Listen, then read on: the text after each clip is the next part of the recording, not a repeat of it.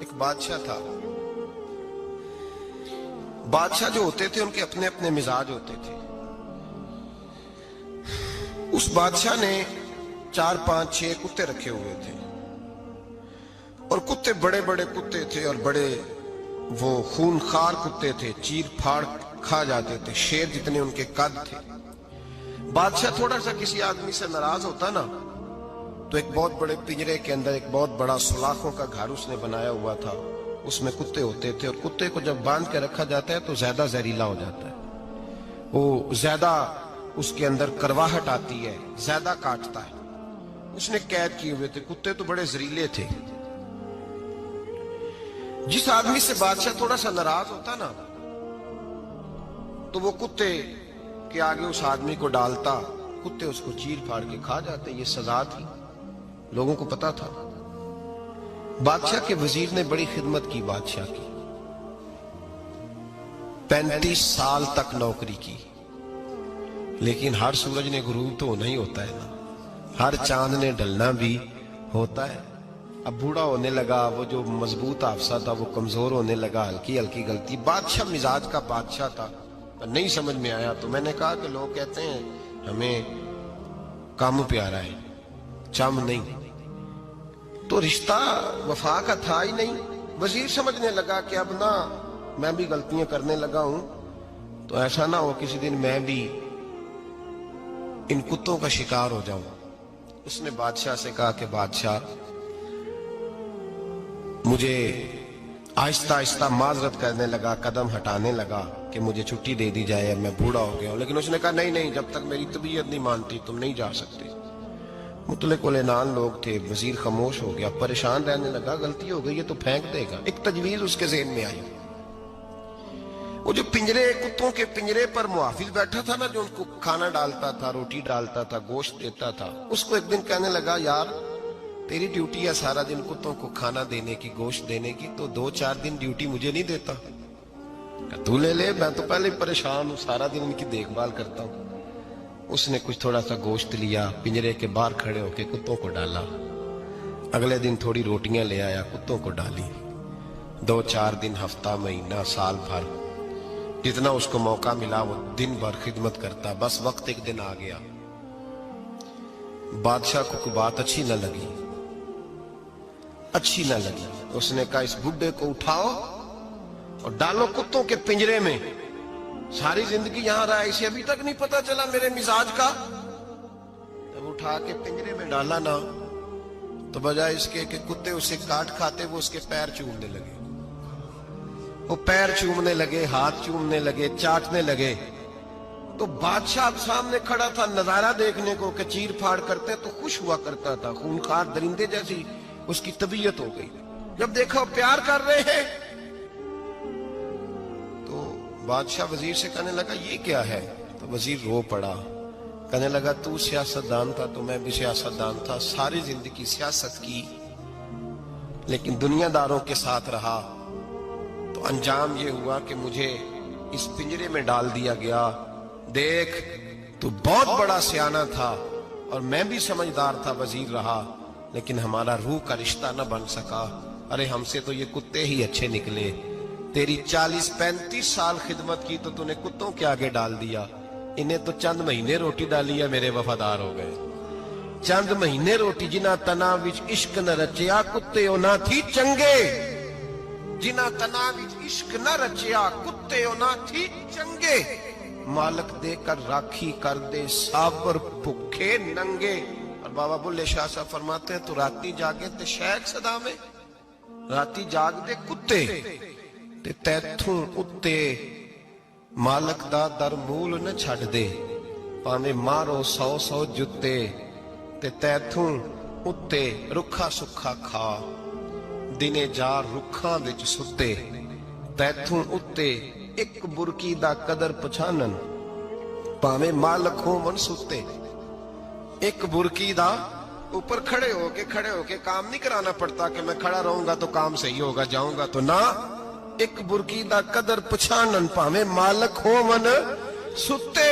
پھر اپنے آپ کو مخاطب کیا, کہنے لگے اٹھ بلیا چل یار منا لے نہیں تے بازی لے گئے. मुल्ला रूमी कहते हैं कि चिड़िया और चिड़ा मुज़क्कर मुअन्नस दोनों इकट्ठे बैठे थे।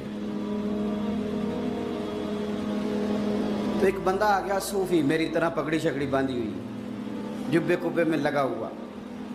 ये जितने फितने आज आपको नजर आ रहे हैं ना, ये जुब्बों के पीछे निकलते हैं सारे। आवाम बेचारी को तो पता ही नहीं था कि यहाँ भी उलझना है। इन्होंने पकड़ के चक्कर चला दिए। कभी कोई कहानी सुनाते हैं तो कभी कोई कहानी सुनाते हैं, कभी नहीं। और मैं शिकवा करने लगा हूँ, मुझे कर लेने दो। क्या तुमने कभी मईशत पर भी तकरीर की है?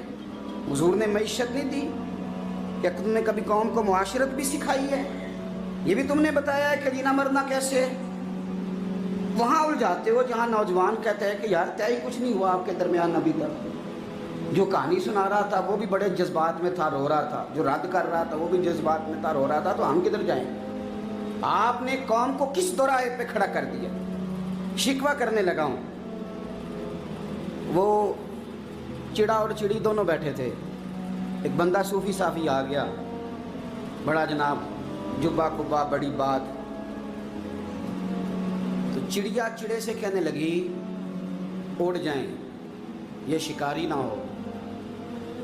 तो चिड़ा कहने लगा नहीं, शिकारियों का लिबास और होता है, ये तो दरवेशों का लिबास है, रहने दो, बैठे रहते हैं। उसने बड़ा समझाया चिड़िया ने, पर चिड़िया की बात मानता भी कोई नहीं ना।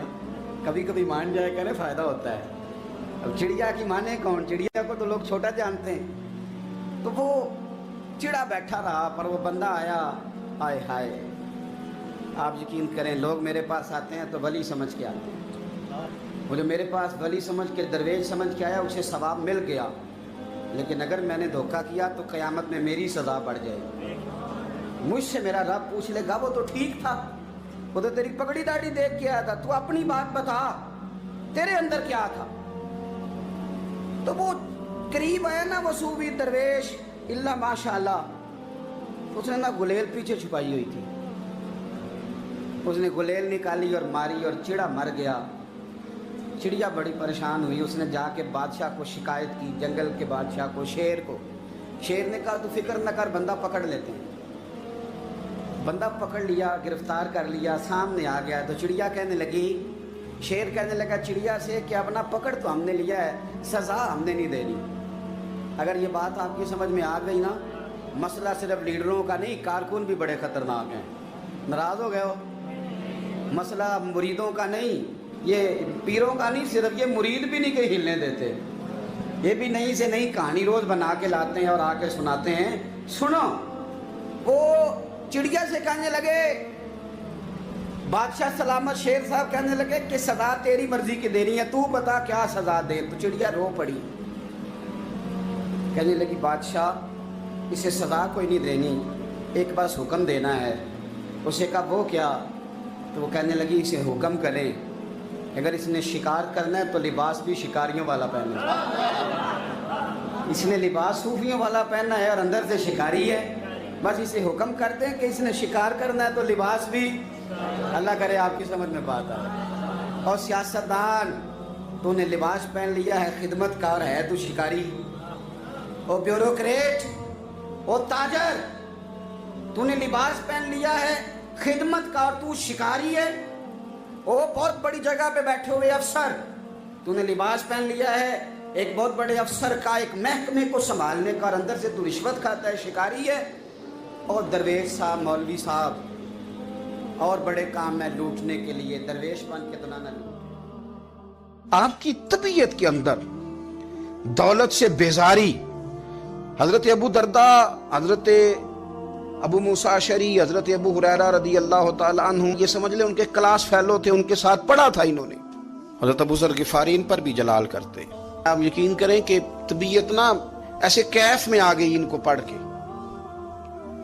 इनको पढ़ा जब कुछ दिनों से, तो कुछ अनोखा, ये अनोखी वजह है, सारे जमाने से निराले हैं ये बंदे। कौन सी बस्ती के यार अब रहने वाले हैं, ये किस तरह के लोग हैं, क्या सोच है। हजरत अबू दरदा रदी अल्लाह ताला अन्हु के घर के करीब से गुजरे तो हजरत अबू दरदा मकान बना रहे थे। क्या जुमला कहा, तड़प गई रूह। फरमाने लगे अबू दरदा, तुझसे मुझे ये उम्मीद नहीं थी यार, فرمایا کیا ہوا؟ فرمانے لگے اب تیرا مکان بنانے کے لیے بھی اللہ کے بندوں کی پشتوں پر اینٹیں رکھی جائیں گی. تیرا مکان بنانے کے لیے رب کے بندوں کی پشتوں پر اینٹیں تیرے لیے. حضرت ابو دردہ نے گردن جھکا لی. فرمایا یار جہاں تو ہے نا تو بالکل ہی ٹھیک کہتا ہے. کیوں؟ میرے نبی پاک صلی اللہ علیہ وسلم نے فرمایا اس زمین کے اوپر اور آسمان کے نیچے ابو ذر غفاری سے سچا بندہ کوئی نہیں, ان سے زیادہ سچا کوئی نہیں. فرمایا تو ٹھیک کہتا ہے یار, صحیح کہتا ہے. حضرت ابو موسیٰ اشعری رضی اللہ تعالیٰ عنہ کو گورنر بنا دیا گیا عراق کا. اب حضرت ابو موسیٰ اشعری صحابہ میں ایک بڑے جلیل القدر صحابی ہیں, اور ان کی عظمتیں, رفعتیں, بلندیاں کیا کہنا, بڑی گہری دوستی تھی. لیکن جب وہ گورنر بن گئے نا تو آپ نے فرمایا بس بھئی اب تو نے عہدہ لے لیا ہے, یہ بندے کو ٹھیک نہیں رہنے دیتی چیزیں,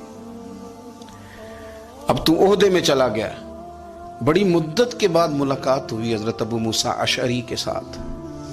وہ دوڑ کے آئے حضرت ابو ذر غفاری کے گلے ملنے, میرا بھائی میرا بھائی. فرمایا پیچھے ہٹ جا, میں نہیں تیرا بھائی, تو گورنر ہے, میں غریب آدمی ہوں, اپنا کام کر. پھر دوڑ کے آئے. فرمایا ابو ذر تو میرا بھائی ہے یار, اکٹھے پڑھتے تھے حضور. فرمایا نہیں جا, تو نہیں میرا. پھر آئے. جانتے تھے نا یہ سچا بندہ ہے, یہ سچا بندہ ہے, یہ تقریروں والا نہیں, صرف وعظوں والا نہیں, اس کے اندر بھی بڑی سچائیاں ہیں. قریب آئے, آ کے کہا یار تو میرا بھائی ہے, میرے سینے لاگ. فرمانے لگے تو تیسری بار آیا ہے, مومن ہے, میں منہ نہیں موڑ سکتا, پر پہلے مجھے بتا گورنر بننے کے بعد تو نے مکان کتنے بنائے, باغ کتنے لگائے, چکیاں کتنی لگائیں, کتنے تو نے چیزیں بنائی ہیں, پہلے بتا. تو حضرت ابو موسیٰ اشعری نے ان کا ہاتھ پکڑا, رونے لگے. کہنے لگے جس محبوب سے تو نے تربیت لی ہے میں بھی انہی کا نوکر ہوں, جن کپڑوں میں میں عراق گیا تھا میرے ہاتھ بھی وہی ہیں. یار کیا بات کرتا ہے تو, میرے وہی ہیں. مجھے بتا اگر یہ عہدے خدمت کے ہم نہیں لیں گے تو پھر کیا ظالموں کو دیں گے, غیروں کو دیں گے؟ نہ کر, کچھ نہیں بنایا. حضرت سیدنا ابو موسیٰ اشعری رضی اللہ تعالیٰ عنہ روئے, اور جب کہا نا کوئی شے نہیں میرے پاس, تو فرمایا اچھا چل آ جا, پھر سینے لگ جا, تو واقعی میرا بھائی ہے. پھر حضرت ابو ذر غفاری نے محبت فرمائی. وہ درویشی, وہ فقیری, وہ سادگی, وہ نورانیت, وہ دل کے ساتھ اندر. ہمارے تو بہت سارے لوگ ہیں جو کہتے ہو کہاں لے جانا ہے مال, کیا ضرورت ہے مال کی, ہر وقت مال کی مخالفت کرتے ہیں, لیکن دل ان کا کہتا ہے کہ آئے صحیح, کسی طریقے سے پہنچے صحیح. حضور نے فرمایا بعض لوگوں کی زبانیں شہد سے زیادہ میٹھی, دل بھیڑیے سے زیادہ خطرناک. اوپر سے کہہ کچھ رہے ہیں, اندر حالات کچھ اور ہیں. لیکن حضرت ابو ذر غفاری رضی اللہ تعالیٰ عنہ دوری دولت سے, آپ فرماتے کیوں ہیں لوگوں کے پاس مال, کس لیے اتنا مال جمع کیا ہے, کیا ساری غریبی ختم ہو گئی؟ اور اگر آپ نے ابھی تک ہمارا چینل سبسکرائب نہیں کیا تو فوراً سبسکرائب کیجئے, ساتھ ہی بیل آئیکن پر کلک کریں تاکہ مزید آنے والی ویڈیو ہیں وہ آپ کو وقت پر ملتی رہیں. اللہ حافظ.